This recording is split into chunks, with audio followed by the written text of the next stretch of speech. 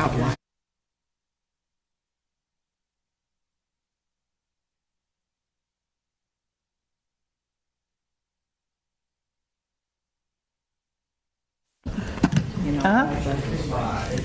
Ready whenever you are, Ken. I'm ready. All right. All right, the time is 3 p.m. on Tuesday, October 14th, 2025. I'm calling to order the Board of Equalization. Today we have with us Commissioners Kelly, Burmeister, Warren, Mixon, and Klug, as well as our Deputy County Administrator Scott Bovick, Kendra Kaler from the Clerk and Register of Deeds Office, Jeff Meixel, our Treasurer, Dan Pittman, our Assessor, and Denny Wilson, our County Engineer. Please silence your cell phones and stand for the Pledge of Allegiance. I pledge allegiance to the flag of the United States of America and to the republic for which it stands, one nation, under God, indivisible, with liberty and justice for all. The copy of Nebraska Open Meetings Act is located on the north wall of the county boardroom. With that, I would like it to open it up to public comments if there's anybody that would like to address the Board of Equalization before moving on to the remainder of the agenda. Seeing none, we'll go to item 5 is the consent equalization agenda, items of usual business that are routine and expected to be adopted without dissent. Motion to approve. Second. Motion for Burmeister, second from Warren. Any discussion? All in favor? Aye. Opposed? Motion carried. Up next, 5.2 is tax correction 17643. County Assessor Dan Pittman is available for any questions. Otherwise, I would entertain a motion. That's part of the consent agenda, Chairman. So moved. That's the consent. That's That was consent. on the Oops, consent. I'm sorry about that. Yeah. Thank you. Item 6, regular equalization agenda. Notice of valuation change in the exemption status 1. Dan Pittman, County Assessor, again, is available should we have any questions. Motion to approve. Second. Motion by Kelly, second by Warren. Any discussion? All in favor? Aye. Opposed? Motion carried.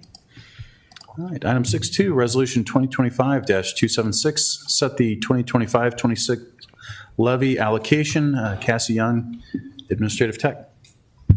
Welcome. Oh, hi. Good afternoon, Commissioners. Cassandra Young with the County Clerk's Office. I'm presenting to you today the 2025-2026 tax levy allocation for all political subdivisions in Sarpy County for your acceptance. This year, we reviewed 189 budgets, which all have been triple verified. Does the board have any questions today? If there's no questions, I would entertain a motion. Motion to approve. Second. Motion by Burmeister, second by Kelly. Any discussion? Well, just a question for the, maybe this is for the legal.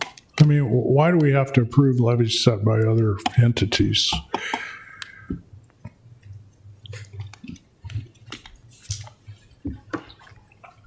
It's more of an administrative action that's dictated by statute. Oh, okay. So it's required by statute? It seems a little duplicative, doesn't it? I think it's a system of kind of checks where it goes from the smaller political subdivisions to Sarpy County, who is going to effectively tax for these entities, or as our treasurer is a repository of the tax. This way we have the listing as well. Okay, thank you. One other question. Do all the SIDs, are all of their budgets and reports, are they, do they hire outside? Oh, I don't know the answer to that. Are they audited? There is an audit process for it. I know there's an audit process within county clerks, but I'm just wondering if do they provide the county clerk with audited financial statements, all the SIDs? Yes, they do. Yes. Okay. They do. A lot of them use accountants to file their budget stuff, and then they send it to our office in a spreadsheet. Okay, thank you. Yep, you're welcome. And thank you for double and triple checking. Absolutely. Thank you. Good day. Good job. All right, we do have a motion on the table. Any further discussion? All in favor? Aye. Opposed? Motion carried. All right, there's no need for executive session. With that, all agenda items having been addressed as published, the Board of Equalization is adjourned. The time is now 3:05 PM. I'm calling to order the Board of Commissioners. Today we have with us Commissioners Kelly, Burmeister, Warren, Mixon, and Klug, as well as Scott Bovick, our Deputy County Administrator, Kendra Kaler from the Clerk and Register of Deeds Office, Jeff Mikesell, our Treasurer, and Denny Wilson, our County Engineer. Once again, I'd like to open up for public comment. If there's anybody that wishes to address the Board of Commissioners before moving on to the remainder of the agenda. Seeing none, we'll move to Commissioners and Administrator comments. Commissioner Kelly. Yeah, yesterday morning I got to meet with Senator Fisher and her staff and talk about Platteview Road. Scott Bovick was there with me as well, and I thought it was a really good meeting. We got to explain what's going on with Platteview Road and the expressway and the sewer agency, which the county has its tentacles in as well. And I thought it was a really productive meeting, a great meeting, and she was very receptive to what we were trying to do. The only significant question I would say that she asked is are these projects in the state's master plan? And I said no.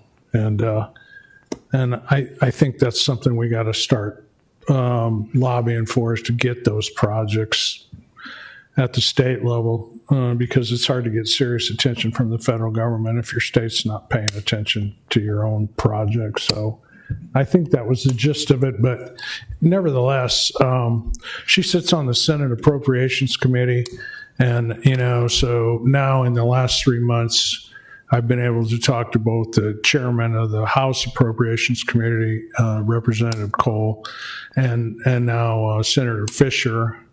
And so it can't hurt. No guarantees, but they know what our needs are and our requirement. Although there was no specific ask, and it was in a moment of levity, I would say. She was asking about bonding, and I said, "Well, yeah, we're bonded for the road, and it's $100 million." And then the sewer, well, yeah, we borrowed some money from NDE, and I started thinking, well, there's like a lot of money that we're bonding here without raising property taxes, I might add. And she kind of goes, well, I hope you're sleeping good at night. And I said, oh, I sleep great every night. So it was fun. Thanks, Don. No comments. No comment. No. No comment, thank you. All right. No comments here either, so we'll move on to the consent commissioners agenda. Once again, items of regular business that are routine, which are expected to be adopted without dissent. Motion approved. Second. Motion by Warren, second by Mixon. Any discussion? All in favor? Aye. Opposed? Motion carried. All right, moving on to our regular agenda, 6.1 is Resolution 2025-267. Award the low bidder for 192nd Street Structures Replacement and Paving Project C77 25-10 to M.E. Collins Contracting Company, Inc. in the amount of $3,702,917.60. Scott Bovick, Deputy Administrator. Thank you, Commissioners.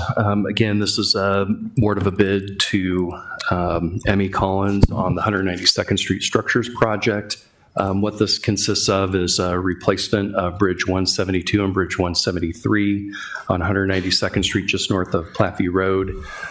If you look to the west of that stretch, you can see some of these on the map. You can see lots platted there. There's some industrial development that's occurred there. And so we need to get this stretch of road improved, not just to assist them, but obviously 192nd Street pointing north is an important project. As we know, the state is pursuing an interchange up at 192nd and Capehart. So we continue to have our street continues on really good bids. We had 12 bidders on this project. The engineer's estimate was about $4.8 million. The low bidder was $3.7 million, and the highest bid we received was $4.5 million, so still under that engineer's estimate. This project will last most of next year. We can only close one bridge at a time because, as you can see, Pat Drive properties need to have access. So the contractor will have to do one of those at a time. The bridges will be 3 lanes. The paving will be 2 lanes. Just wanted to make sure that if there's a need for an expansion of that road to 3 lanes, that the bridges can accommodate that.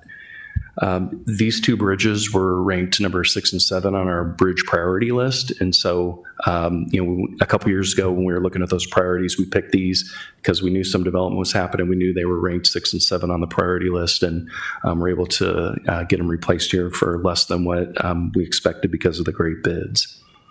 One last thing, we will be working with those developments to the west. They do understand that they need to contribute towards this project, similar to all the other developments in the area, so they'll be responsible for a lane of improvement there. With that, I'm happy to answer any questions you have. So how much do you expect to recoup from the other owners on? We do assign them engineering costs and right-of-way costs if we had to pay for those. I don't have a number yet, but you can think maybe, a third of the cost. I don't have that exact number, but knowing that the bid's 3.7 and the total project's probably in the 4.5 million, I would think, probably $1 million or so, would be recoverable from that development. And then again, when the east side develops, an opportunity to recover a portion there. Okay. And then the other question is the 2 bridges being replaced, number 6 and 7 on our priority list. Were they a priority on the priority list because of structure or just because we were going to develop this? They were on the list because of their condition, Okay. knowing that this development was coming and there would be a desire to continue, heavy truck traffic and more truck traffic. We felt that those should be the ones replaced. Okay, and then the last question, because I haven't been on that road. How big are those bridges? Are they just small bridges over a creek right now? Or are they? I'd have to have Zach come answer that question, but I think they're fairly significant bridges over that. And one other reason why this is important is you can't really see it on this vicinity map, but just less than 2 miles to the north is where the new interchange will be, and less than 2 miles to the west is where that other industrial development in Gretna is happening. So, this is a not urban area yet, but it's an area that's starting to see more traffic and more growth. But I'll let Zach answer the questions about the bridges. Thank you. The current bridges that we're looking at replacing are fairly small, but they do have large drainage areas. So the culvert and the bridge that we're replacing those bridges with, they'll be fairly significant. Okay. I might even get a chance to run out there before you do that. I just kind of want to get my eyeballs on it. All Gotcha. right, thank you. Yep. Any further discussion? No, just a question. Scott, I know you had a meeting on that whole network of roads in there recently. Can you kind of give us some highlights on that? Yeah, with the interchange coming in that area, and NDOT's doing that interchange, one of the things that they've said is they're going to want to see the locals, City of Gretna and the county, kind of figure out that local road network that's going to connect to the interchange. So it's still very early, but if you just look at a big map, 192nd north-south connects, Capehart east-west connects, and so those are key corridors that we'll need to continue to look at. And even though we didn't know that the state was going to pick 192nd and Capehart as the location of the interchange, when we did that Western Sarpy Transportation Enhancement Plan, that educated us on that. We made sure that Capehart and 192nd were called out as key corridors. So while the state works on their interchange project, the county and City of Gretna need to be working, and MAPA probably working concurrently on the local feeder road network to make sure that when an interchange is there, there's roads getting to it. So there's been an announcement, semi-announcement on the north side. There's also been a large parcel bought south. Has that come to the county's attention yet? I think we're aware that that property on the southeast was purchased as well. I don't know. I haven't been contacted by anybody. I don't know what the plan is. It's out. I think it's outside of Gretna's jurisdiction. Might be in Papillions. And I should say too, the east side of the interchange, while not in Papillion city limits, is in their future growth area, and so they need to be a stakeholder and a possible contributor as well to that network. But doing this project helps us have some piece of infrastructure there, at least on the south.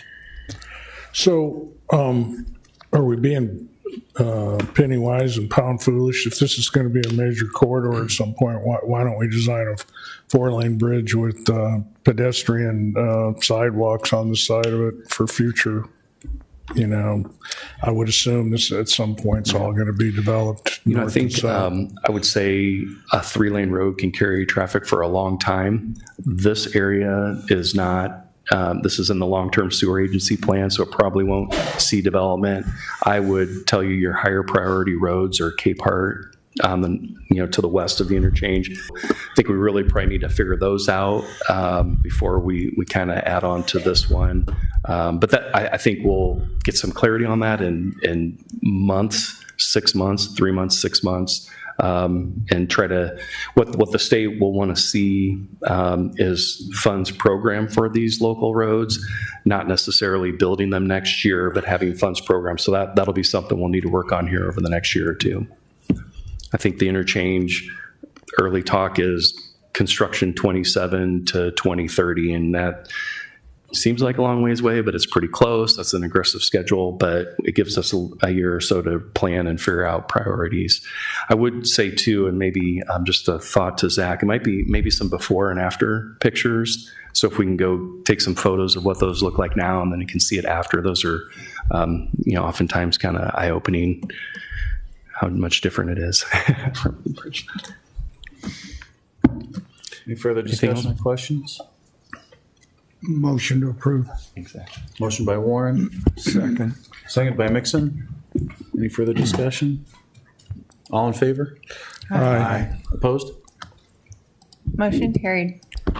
Up next is 6.2, Resolution 2025-268, Supplement Number 1 to Professional Services Agreement, which was previously approved by Resolution 2024-156 with JEO Consulting Group for the construction administration of 192nd Street Structures Replacement and Paving Project C77 25-10 in the amount of $464,995. Once again, Scott Bovig. This is an agreement with JEO to do the construction observation, management, testing, and staking for the construction phase of this project. We did go through a competitive selection process to select JEO as the design engineer. I can't remember exactly how many proposals we received, but we've had good working relationship with them. You've seen them before on the Northwest Sarpy Road Network. They've been excellent to work with there. So this, they'll manage all facets of construction. The fee is $465,000. And again, this project will take all of next year because we can only do one structure at a time to make sure there's access to folks on Pat Drive there. But happy to answer any questions. I know Zach can as well. And then Dan Satorius, who's the project engineer from JEO's here as well. I know some of you have worked with Dan in the past. So happy to answer any questions. So is Pat Drive there already? Is it what? Pat Drive, does it exist today? It does. And this about- might be an old what map. about I think there Raven might be Ridge? a building or two there already. What about Raven Ridge? Is that there? Yeah, I think that road exists as well. I think there's buildings up there now. This might be an old aerial, but There are. yeah. Okay. Any further questions? Motion to approve.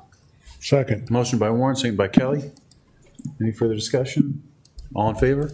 Aye. Opposed? Motion carried. Thank you, Zach. Thanks, Scott. Up next, 6.3, Resolution 2025-273 has amended Sarpy County policies and procedures for classified and unclassified employees. Jody Riddell, Human Resources Director. Yeah, Mr. Chair, Commissioners, before you have the final policies for classified and unclassified services. For the classified services, these policies have been reviewed by the employee and management advisory groups. and as of last week, approved by the Personal Policy Board. A huge thanks to the members of the Advisory Council and the Personal Policy Board for their efforts in bringing this project to completion. Upon your approval, we'll take down the old policies from the website, and these 2 policy books will be updated. And I'm happy to answer any questions you might have. Thank you, Jody. Any questions? Entertain a motion. Motion to approve. Second. Motion by Burmeister, second by Kelly. Any further discussion? All in favor? Aye. Opposed? Motion carried. With that, there's no need for executive session. All agenda items having been addressed as published, the county board is adjourned.